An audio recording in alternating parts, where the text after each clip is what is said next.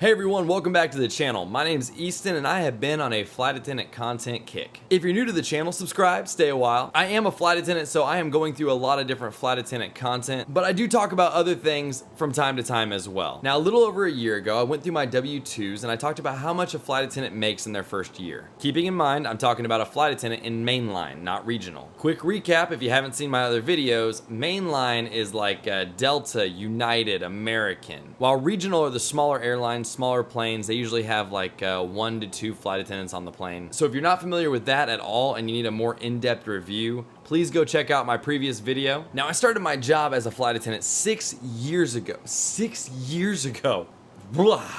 Let that sink in for just a second. Okay, well, I wanted to update you on how the flight attendant job has changed in just 6 years. I'll start by saying this: in an airline, seniority is everything. And I've said this before, the longer you are with an airline, the better quality of trips, the better pay, and the better work-life balance you get. For example, when I first started, I was working around 100 hours a month, and that's a lot for a flight attendant with the way we get paid. And I made about $29,000 my first year. And 6 years later, I made $78,000 for the year. Now, keep in mind that I have done other special projects within my company, but even with that being said, that just shows how the flight attendant job gets better over time. The longer you're with the company, the more opportunities spring up and you're able to take them. You don't have to just do the flight attendant job, although some do, and that's totally cool. See, all airlines give a pay increase every year, and some even do it every 6 months or so. So naturally, the longer you're with the company, the more money you'll make. And if you're trying to get into this job thinking that you only do it a couple years just to get the free flights, then let me give you some realistic expectations. Traveling for free will be difficult because you will be so junior. Not to say it's impossible, but there will certainly be plenty of headaches and frustration. Because even traveling standby or traveling for free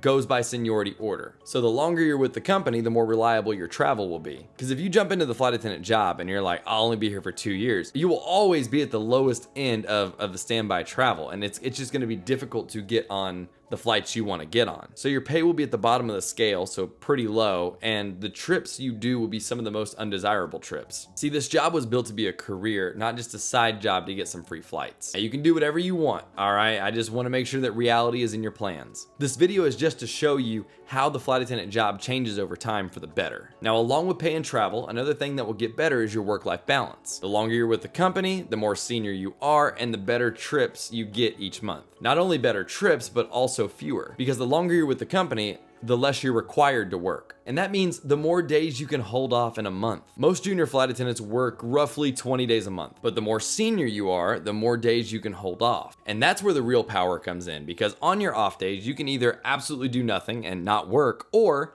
if you got that $350 car note that you forgot about and you're like, oh my gosh, I gotta pay it, you can just pick up a trip. You can pick up a trip whenever you want. It's like picking up a shift at work, but you pick up a 1 or 2 or 3 day. See, the flight attendant schedule is often praised for being extremely flexible. Well, to earn that flexibility, you're gonna need seniority. Most airlines require their most junior flight attendants to be on call the whole month. And on call is exactly what it sounds like. When the company calls you, you've gotta be on. But of course, the more senior you get, the more likely you are to hold lines. And lines are actual trips that you know about in advance. So no longer are you on call, instead you know exactly where you're going, what layovers you have, and when you're working. You can actually plan your life around that. So as you can see, building that seniority with your airline will actually give you that work-life balance that so many crave. And I can tell you from experience, in 6 years, I have received that. I have a great work-life balance. One that I surely did not have 4 to 6 years ago. I can now hold 1 to 2 weeks off at a time, or I can divvy those out, or I can work all month. Again, noting that within my airline, I do other things for the company, but primarily I am a flight attendant. And everybody's results with their airlines will be different depending on their desires and their goals. Some people love to work nearly every single day.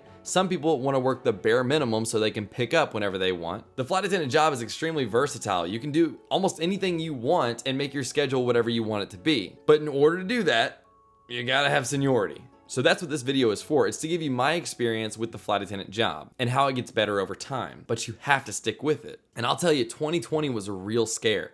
I, like many other flight attendants, had no idea if we would even have a job right now. But now, airlines are back on top. Even some airlines are recording their best profits ever. So now is the time to be a flight attendant. If you've been kind of considering it, pull the trigger, stop waiting. There's gold here, but you gotta come claim it. And not only claim it, but you gotta stick with it. You gotta keep mining, if we wanna keep using that analogy. And yes, if you're like, well, I just wanna be a flight attendant for a couple years and then I'm out, then okay, so be it. I'm cool with it. I really don't care. Plus, I'm not the one to make the call. Just please be ready for the hardships that Juniority comes with. Otherwise, if you plan to be a flight attendant, I just recommend stick with it long term. You can also do other things on the side. You know, I know flight attendants that are also real estate agents. It's because if you stick with the job, the flexibility is truly there.